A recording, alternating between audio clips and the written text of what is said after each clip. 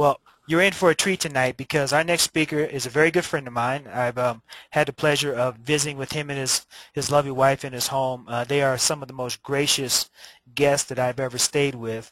I really feel like I was home in their home, and if it wasn't for the fact that I had to get back and pay my, you know, get back to my home, I would have just stayed there forever because it was just an awesome time. But Doc Fran is a retired dental specialist with over 35 years of success in relationship marketing. He has reached the top ranks in 4 companies and built teams of hundreds of thousands of people during his career and thrived on helping his team members achieve success. He's also served as an associate board member and medical advisory boards in the industry and has been sought after presenter, trainer, motivator, coach, mentor, and friend, and is a $1 million earner in our industry. His wisdom is what I rely on daily to make sure that we are headed in the right direction with Mandura. And I can't think of anybody better to take us through the 21 Laws of Leadership series than Doc Fran. You know, he calls me the Wizard of Oz. Well, I call him the Wizard of Wise. And without further ado, I want to get it over to my good friend, Dr. Fran Clark. Hey, Casper, thank you. I'll send you your $5. You read that absolutely perfectly tonight. Am I coming through okay? You absolutely are. All right. Well, you know, I'm sitting here just watching the people click into this tonight, and you know, Casper, you have started something wonderful with our Mandura All Stars and our Tuesday night meetings, and so welcome to all of you on the call. There's many new names tonight, which I'm particularly delighted to see, people that are plugging into the magic that's available to all of us through Mandura All Stars in these calls. And there's an old adage in our industry that is absolutely so true, and unfortunately I have learned the truth of this concept personally by violating it so many times that it's amazing to me that I actually still have a presence in our industry. And that adage is, the less you say, the better you do. And the corollary to that adage is that the less you say and the more you use the tools available to you, the better you do. And there is nothing truer in our industry, and I think Casper will certainly second that reality. And guys, I said it on Saturday, on our Super Saturday, which was an amazingly successful event, amazingly well attended. But Casper has put together for us, in my opinion, the most professional, effective, easy to use assembly of tools, so that each and every one of you on the call here tonight, should you choose to actually use them correctly and effectively, will experience results far beyond any that you may have experienced in our industry prior to this time. So that's my little, prequel to what we want to talk about tonight. And I'm really excited. You know, I'll tell you, I'm really enjoying doing this 21 Laws of Leadership series. And the interesting thing is, our egos are amazing things. And our egos tell us at every point of our own development that we are the highest and epicenter of consciousness that we can be. And so we all believe that we're infinitely intelligent and superior and great.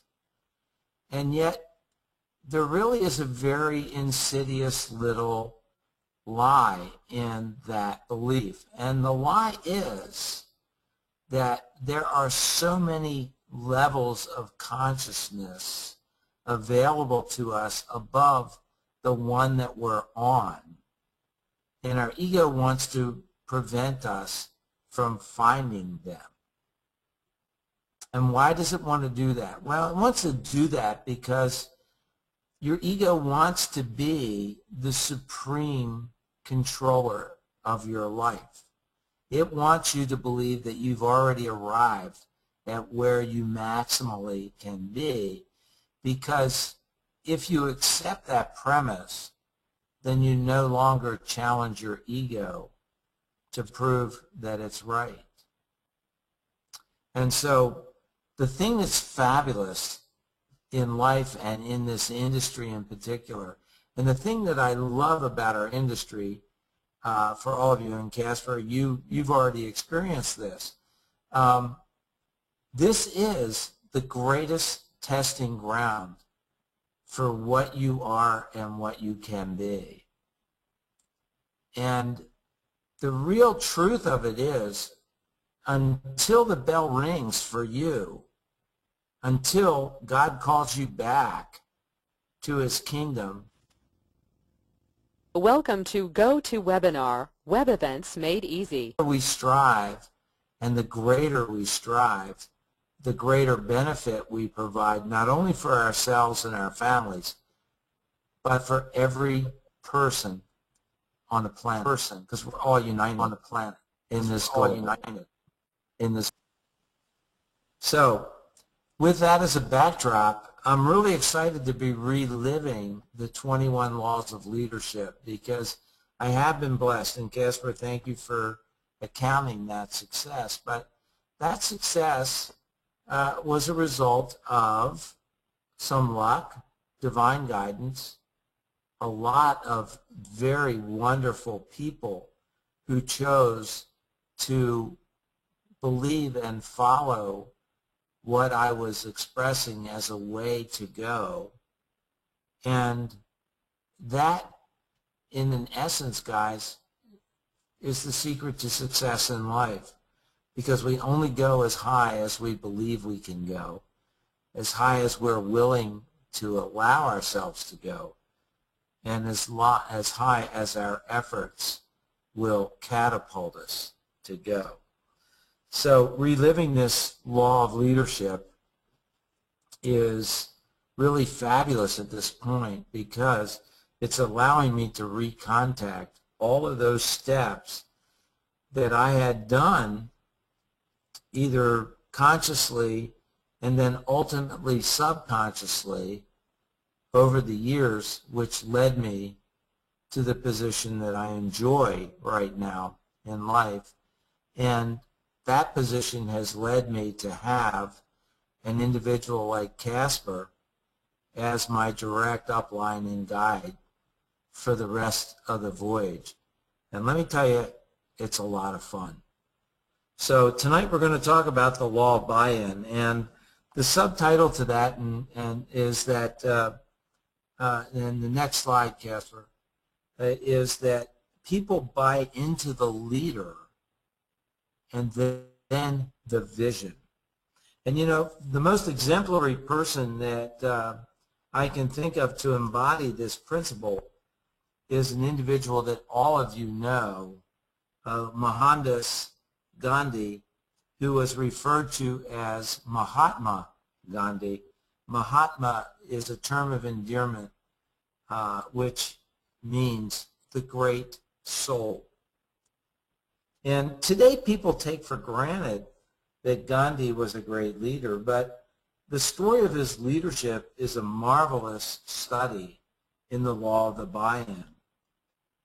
After finishing his education in law, Mahatma Gandhi traveled back to India and then on to South Africa.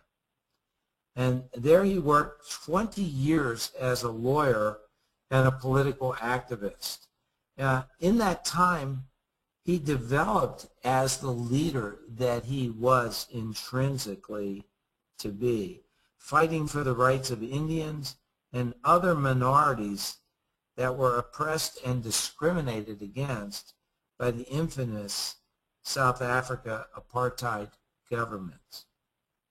By the time he returned to India in 1914, and this is amazing, guys, you have to think, we're going back, I mean, Mahatma Gandhi started in 1870s to express his leadership and ideals.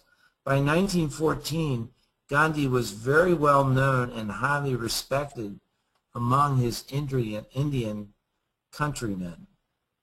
But over the next several years, as he led protests and strikes around the country, people rallied to him and looked to him more and more for his enlightened leadership.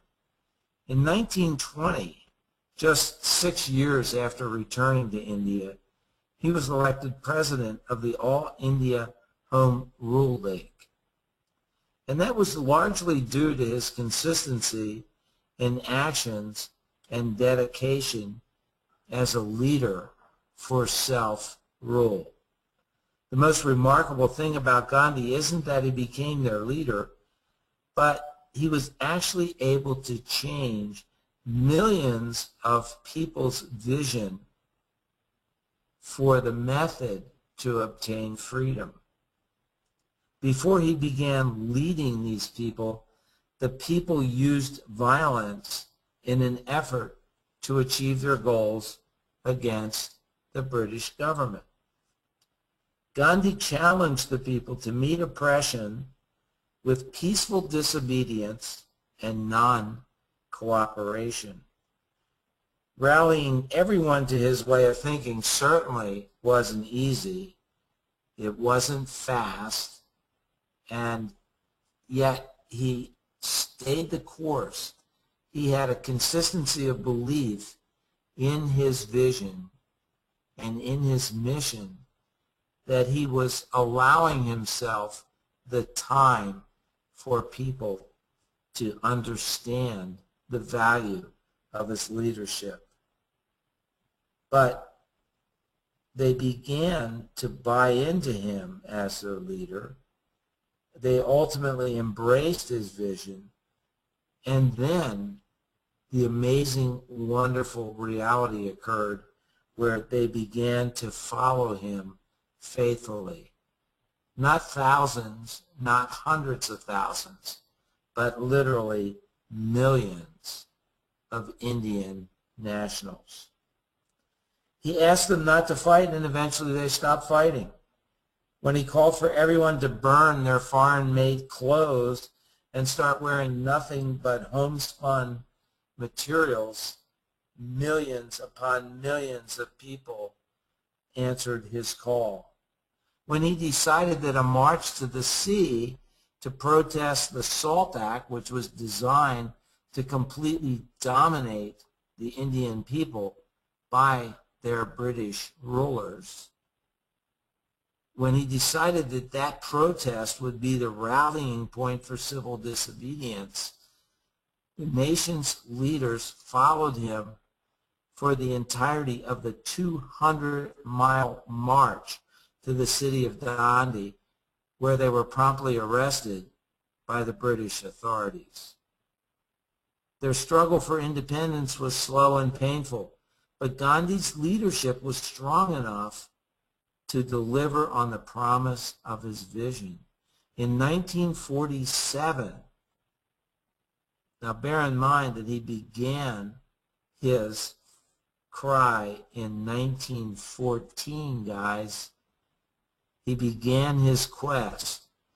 In 1947, India gained home rule because the people had bought into Gandhi himself as a leader, and they then accepted his vision.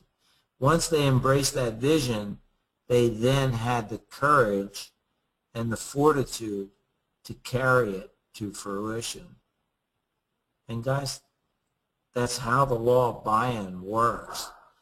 The leader finds the dream, and then the people to bring it to reality.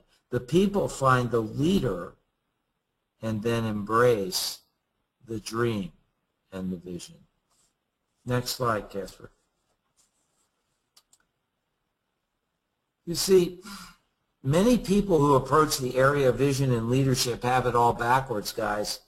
They believe that if the cause is good enough, people will automatically buy into it and follow. But trust me, my experience is that's not how leadership really works. People don't follow at first worthy causes. They follow worthy leaders who promote worthy causes. People buy into their leader, believe that leader, are willing to follow that leader, and then they embrace the leader's vision. Having that understanding changes your whole approach to leading people. Every message that people receive, guys, is filtered through the messenger who delivers it. If you consider the messenger to be credible, then you believe that his message has value. That's one of the reasons actors and athletes are hired as promoters of products. You know, people buy Nike shoes because they believe in Michael Jordan, not necessarily because they think that Nike shoes are the best value on the market. Once people have bought into someone, they're willing to give his vision or her vision a chance, because people innately want to go along with and support people that they believe in and get along with. Next slide, Casper. Now, you can't separate the leader from the cause that he promotes. It's not an either-or proposition. The two always go together. When followers don't like a leader or the vision, it's very simple. They look for another leader. When followers don't like the leader but they do like the vision, it's the same result. They look for another leader to take them in the direction of that vision. That's one reason that coaches change teams so often in professional sports. The vision for any team always remains the same. Everyone wants to win more games and ultimately win the championship at whatever level they're competing. But players don't always believe in their leader, the coach. And when they don't, what happens? The owners don't fire all the players. They fire the coach. And they bring in someone they hope the players will buy into and follow to the ultimate goal. Now, when followers like the leader but not the vision, they'll often change the vision. And, you know, if they don't believe in their leader's vision, they react in many ways. Often they try to convince the leaders to change their vision, but they'll often change the vision, and if the leader wants to stay in the pack, he'll adapt to lead them in the direction that the followers are dictating. When followers like the leader and the vision, that's the grand slam home run, because everything gets done then. They will get behind both the leader and the vision. And as a leader, having great vision and a worthy cause is not enough to just get people to follow you. First, you have to become a better leader. You must get your people to buy into you, and that's the price you have to pay to have your vision have a chance of becoming reality. As a leader, you don't earn any points for failing in a noble cause. You don't get credit for being right, in quotes. Your success is measured by your ability to actually take the people where they need to go. But you can only do that if the people buy into you and your credibility first as a leader. That's the reality of the law of buy-in, folks, and that's the way it is. I'm Doc Fran, your partner for success. Next week we'll talk about the law of victory. Casper, back to you.